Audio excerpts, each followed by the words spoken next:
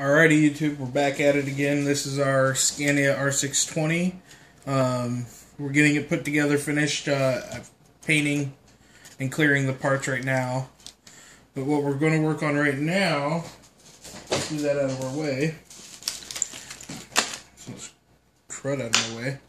So we're actually going to work on the motorized leg supports. They came in the mail finally. I ordered them couple weeks ago, really, and it just took forever to get here. So we got these going now. So let's go ahead and open it up, and we'll take a look at what we got. Try not to have the semi-truck run away on us. Stay.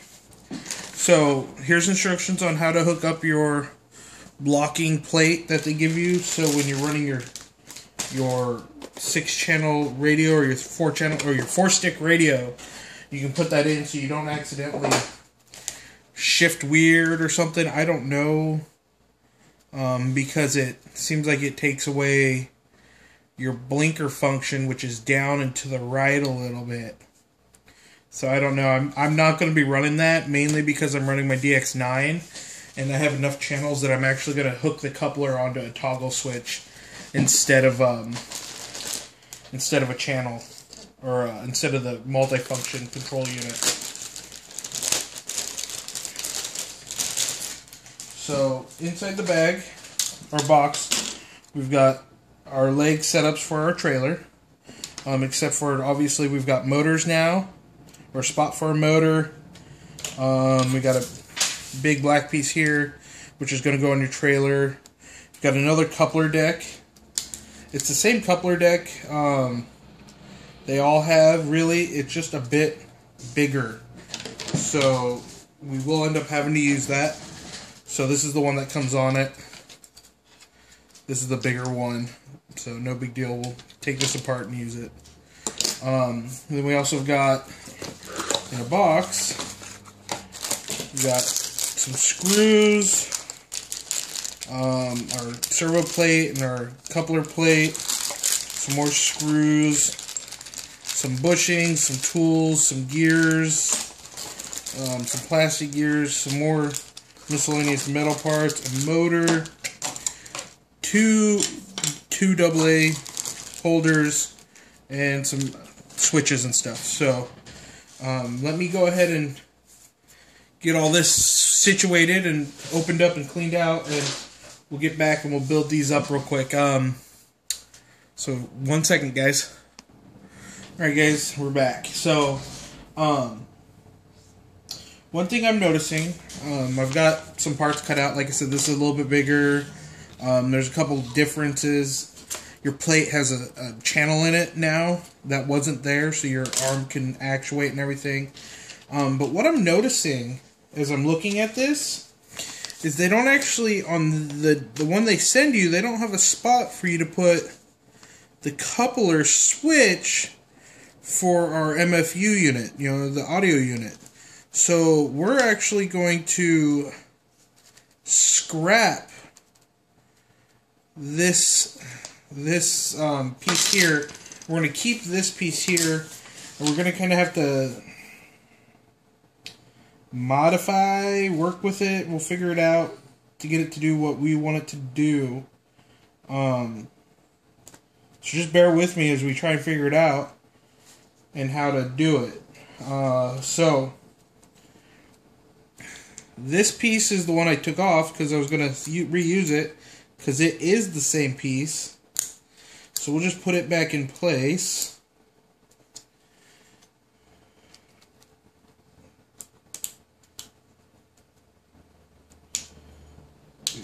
There we go. Get everything lined back up.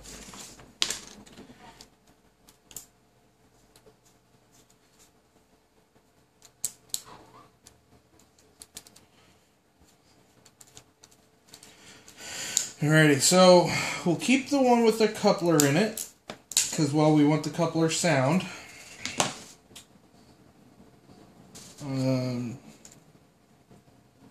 Which is no big deal. We'll figure it out. If we have to cut some stuff, we'll figure it out. I took it all apart, now I gotta rebuild it real quick. So once we've got all this built,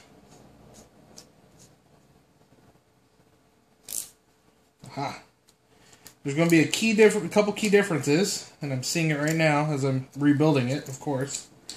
We've got this guy here now. He's going to run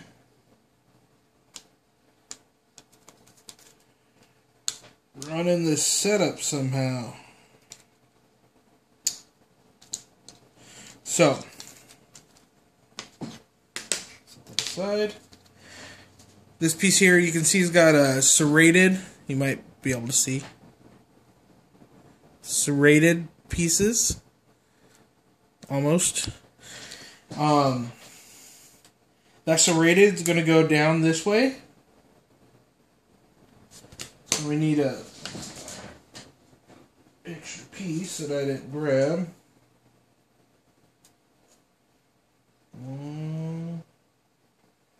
11, 14. I did grab it.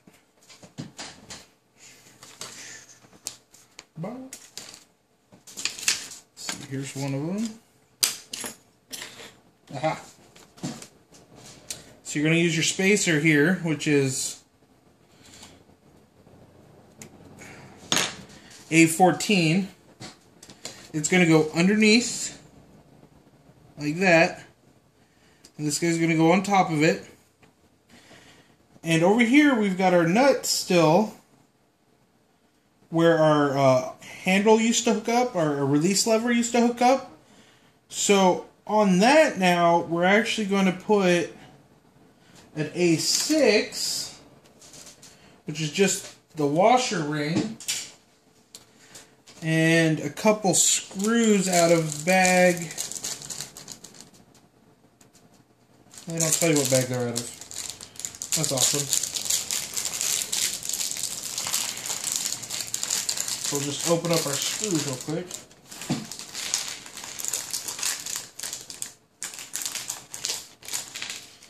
Now my table's a mess. I've got so much stuff going on right now. So we'll try and keep all this organized so I don't lose anything, which is super common for me.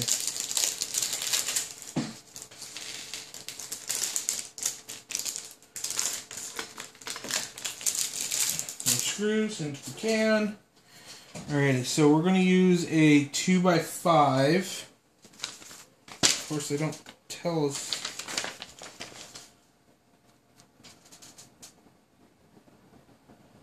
I think that one's a 2x5.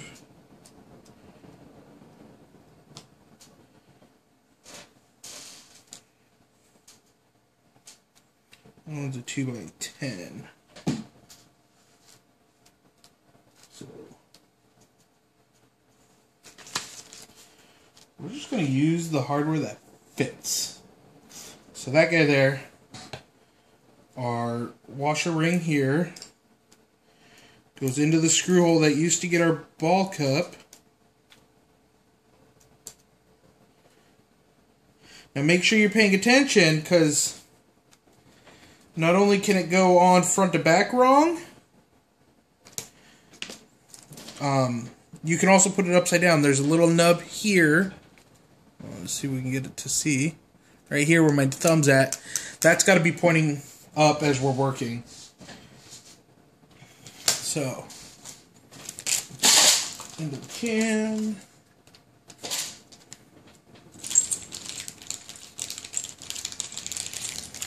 Not needed. Not needed.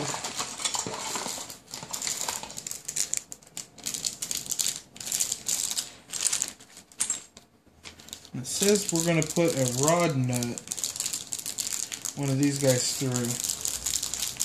But I don't see a small one.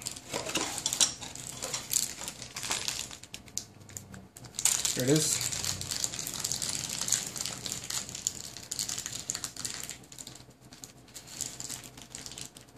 Okay. So we're going to put a rod nut through.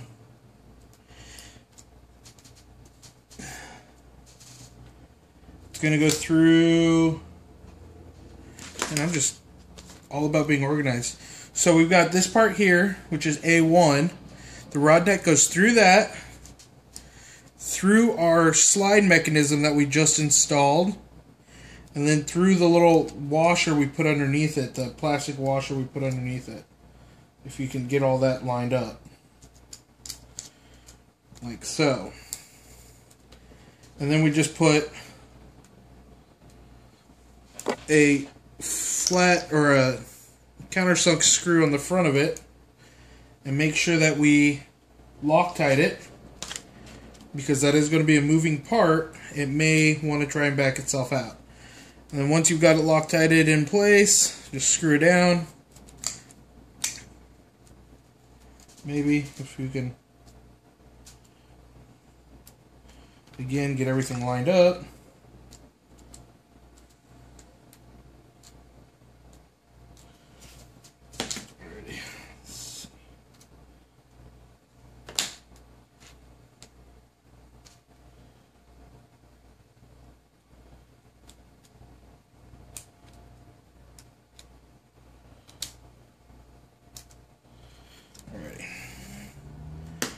Most of the way lined up. There we go.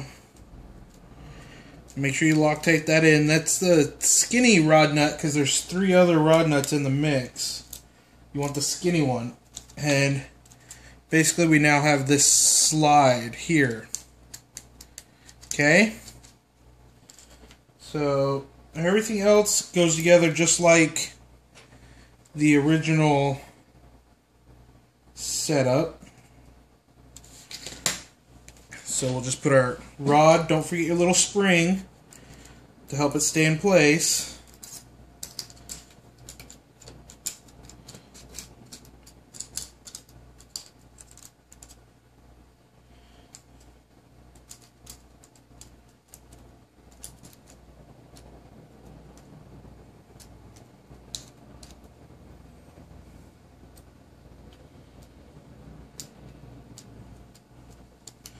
And then we put our little E-clip on. Hopefully you didn't lose it when you were taking it apart.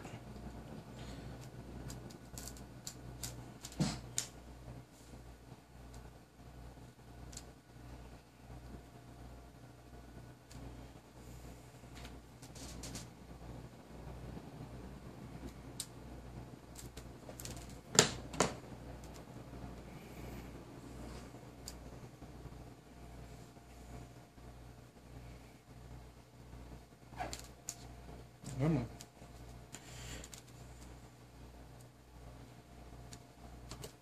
Yeah, this is actually how difficult these are at times. Sometimes they go right on. Sometimes you can't get them on at all. Alrighty, so got it on. So you should end up with something that's looking like this. Alright. So once we've got this, we now attach to our trailer.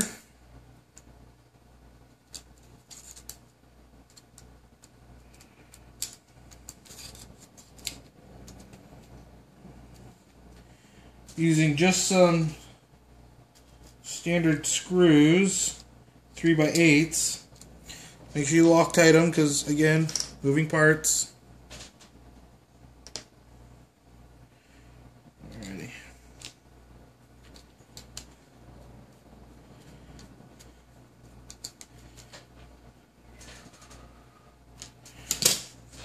And that's how we're going to build our bracket. Now, they give you a measurement for your building your 2 shafts you're going to need.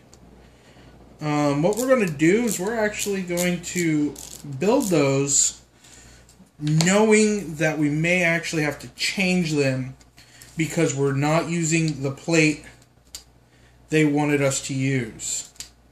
And of course I put the spring on the wrong side, so we got to take that apart. So you just got to remember that we're going to build them to the length they say, and we may have to adjust them down longer or shorter depending on what's needed by the final mechanism when we're all done.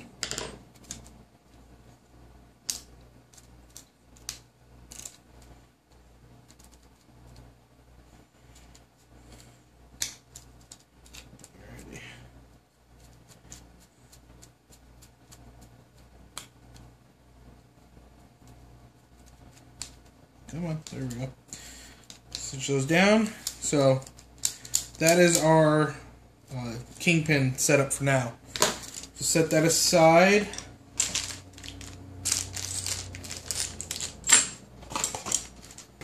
Grab our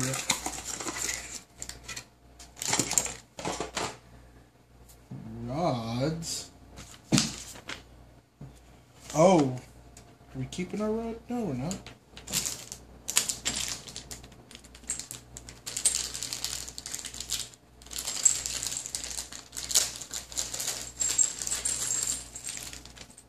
They give you these in every kit. I love it, man. I've got so many of those things.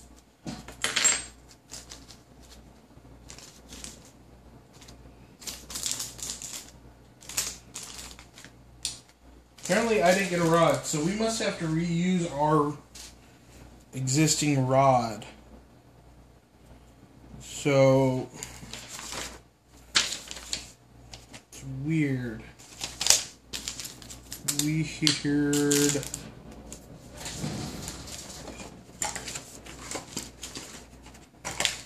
Motor, some wires, switches, no rods.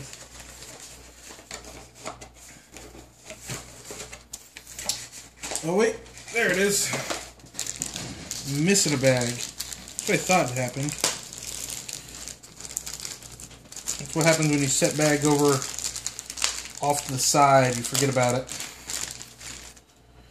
So, empty bag into the garbage.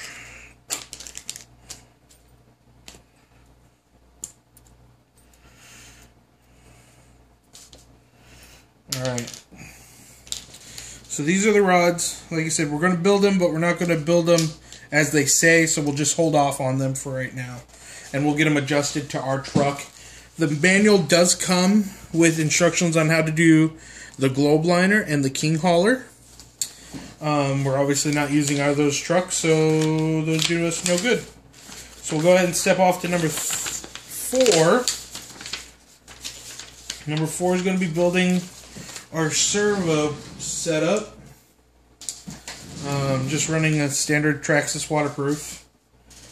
So give me a second to stage this up and we'll be right back. Alright, we're back. So I've got this situated and figured out what I'm doing. Before I forget, which I already did, so I'm telling you now, you gotta make sure you put your ball link on the end of this guy.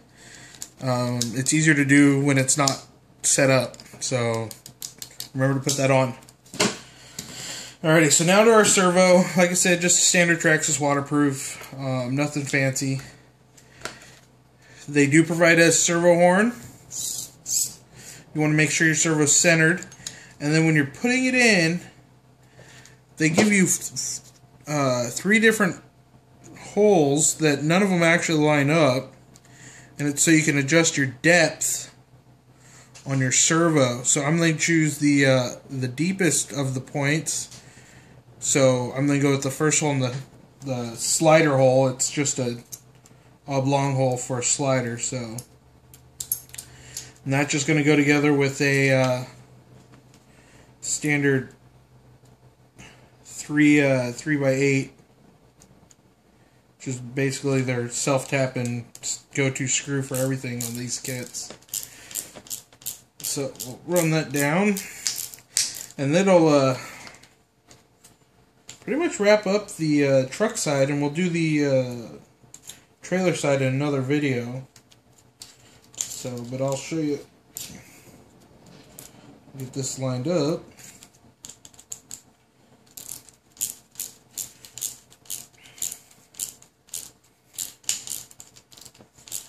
Now, this is going to get screwed into where your coupler bracket usually goes.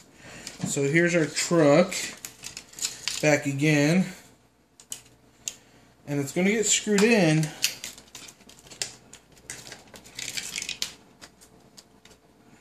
right here. This is where our coupler bracket is. We can choose from a couple different depths where we would like to see it go, but that's basically it. And then our other piece sits on like this. So I'm going to get this mounted up like this real quick, and that'll be the end of the video. These just go together with your standard screws. Make sure you Loctite everything in. So like, comment, subscribe. Let me know what you guys are thinking. Speedy Mix signing off.